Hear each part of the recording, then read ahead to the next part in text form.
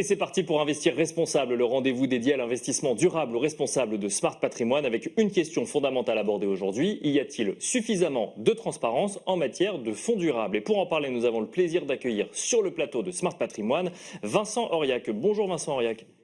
Vous êtes fondateur et président d'Axilia. La question est toute trouvée. Y a-t-il suffisamment de transparence dans les fonds durables dans un contexte où l'ISR a quand même beaucoup fait parler de lui? On voit des labels qui durcissent leurs conditions d'entrée. On voit une Union européenne qui pendant des années a débattu autour d'une taxonomie européenne, autour de CSRD, qui maintenant tente un petit peu peut-être de faire machine arrière sur certains sujets. Vous, ce que vous dites, c'est il n'y a pas suffisamment de transparence quand on regarde fonds par fonds dans quoi on est réellement investi et surtout sur la performance extra-financière des fonds. Oui, alors quand je dis ça, les gérants vont me taper dessus en disant « mais c'est pas vrai, on a déjà un boulot dingue à remplir des tas de documents, les inventaires sont sur les sites internet des gérants ». C'est vrai, mais le grand public, il passe pas par un gérant au départ, il cherche un fonds ISR parmi presque parfois 1000 fonds labellisés ISR, il n'y a pas que les fonds labellisés ISR qui sont intéressants. Comment est-ce qu'on fait pour choisir parmi les 1000? Quand on va sur le site du label ISR, il n'y a que des informations de performance boursière.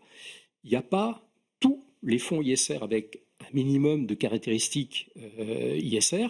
Donc, on ne peut pas, quand vous allez sur le site de Morningstar, si vous vous intéressez au carbone, par exemple, vous ne pouvez pas faire un tri sur tous les fonds ISR, et même pas ISR, le carbone ne s'intéresse pas qu'aux fonds ISR, sur la base du risque carbone. D'accord. Il faut aller fiche par fiche. Aller vérifier effectivement l'impact carbone de chaque fonds. D'accord. Ça reste vraiment une course et un parcours du combattant. Donc oui, il y a de la transparence organisée pour chaque fonds, mais ce qui manque, c'est des points d'entrée qui donnent un regard à 360 degrés sur tous les fonds ISR. Et là, ça manque d'éléments. Et pourtant, on a des filtres. On a le filtre du label ISR, on a le filtre de la réglementation article 8, article 9, par exemple, qui permettent des points d'entrée pour comprendre dans quoi on investit et dans quoi on n'investit pas. Oui, mais au final, les articles 8 qui sont relativement nombreux, les articles 9 qui sont très, très peu nombreux dans les fonds, donc si on compte les 8 et 9, les fonds les plus exigeants, les 9, ça doit représenter 3 à 5% du nombre. Donc c'est à peu près là-dedans qu'on est certain de trouver des fonds exigeants. Donc les autres, il y a un peu de tout. C'est pas suffisant. D'ailleurs, aujourd'hui, quand on nous parle de collecte qui est en train de se retourner, qui baisse, qui fléchit, on ne sait pas trop comment c'est calculé. Et à aucun moment on nous parle de ce qu'il y a dans les portefeuilles. D'accord. Et d'ailleurs, pourquoi un portefeuille qui n'est pas ISR pourrait ne pas regarder un certain nombre d'éléments extra-financiers? Les bons gérants font attention à ça. Il ne faut pas prendre ces gérants-là pour des écervelés. Ils regardent toutes les facettes de risque. Les grands fonds de pension regardent l'extra-financier. Donc, cette histoire de mettre des espèces de boîtes de camembert, là, 8, 9, 6, etc., c'est un peu factice. Tout le monde doit se saisir de ce problème-là et il faudrait savoir ce qu'il y a dans les portefeuilles et puis connaître l'engagement des gérants également, par exemple. Pour bien comprendre le sujet, c'est qu'on n'a pas suffisamment d'informations ou qu'on a tellement d'informations qu'on a toute l'information, mais qu'en fait on a du mal à la comprendre parce qu'elle n'est pas suffisamment lisible à l'heure actuelle. Les deux, parce qu'une fois que vous avez accès à un reporting, vous avez le top 10 du portefeuille, vous avez la totalité de l'inventaire, qui peut y avoir entre 40 et 100 valeurs. Vous voyez les noms. Les Français ne connaissent pas les noms des 100 valeurs qui sont les plus souvent représentées dans ces fonds-là. Ça vous dit quoi On investit derrière quand un fonds investit dans un fonds, ou alors là, effectivement, il faut aller chercher encore plus. Mais, les Français commencent à venir à la bourse, d'ailleurs par les ETF, pas forcément par les sociétés à l'unité. Donc, ça ne parle pas forcément. Il n'y a pas de calcul agrégé sur un faible nombre d'indicateurs. Nous, on dit que l'indicateur quasiment incontournable, c'est le carbone. Et comme je vous l'ai indiqué il y a quelques secondes, vous n'avez pas de critères de tri simple pour aller chercher, par exemple, le fonds où il y a le moins de carbone. D'accord. Donc, mais le fait qu'il soit article 9 ne suffit pas? Non. Alors, généralement, l'article 9, comme il se donne beaucoup d'exigences, il y a quand même une corrélation entre beaucoup d'exigences et, par exemple, une faible empreinte carbone, parce qu'ils vont chercher des solutions liées à l'environnement, liées aux transitions sociales. Donc, effectivement, ça passe pas forcément par des producteurs d'énergie fossile. Hein. Donc, effectivement, de ce point de vue-là, un article 9 avait anticipé quelque part le durcissement du label ISR. Mais une fois que vous avez plus Total, si on prend cet exemple-là, si vous avez plus Total dans un portefeuille, Est-ce que c'est un progrès ou pas un progrès? Est-ce que Total arrête de forer des puits de pétrole? Est-ce qu'on a toujours la même base actionnariale engagée qui peut poser des questions au management en assemblée générale? Les fonds ISR pesaient 3 à 4% du capital de Total. Ils sont partis.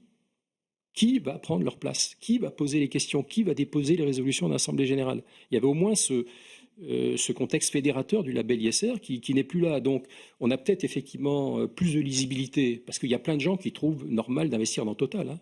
Quand vous regardez le top 10 chez Boursorama ou chez Fortunéo, il y a du Total dedans, à côté d'Apple, à côté d'Alphabet.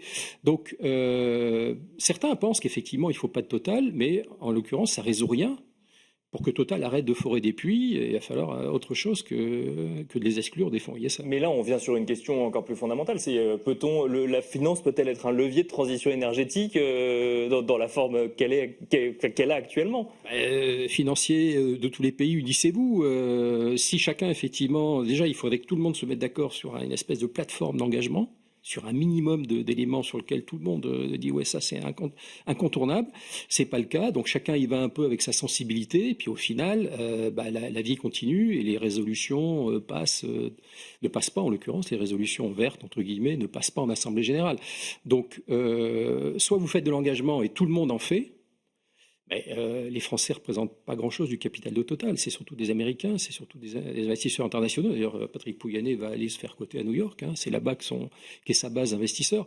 Donc, il l'a laissé entendre il y a quelques temps. Bon, après, du coup, le sujet n'a pas été suivi. Mais ses actionnaires sont là-bas, donc ça serait assez logique. Et les valorisations des pétrolières sont beaucoup plus élevées aux États-Unis qu'en Europe. Donc, voilà. Donc, soit on fait, j'irai un ISR avec une recherche de performance. Alors là, c'est pareil, les gérants commencent à lâcher l'affaire. Parce que quand on leur dit que maintenant c'est plus 20% qu'il faut enlever, c'est 30%, et qu'en plus il faut enlever les fossiles, ça fait 40% de la cote qui disparaît.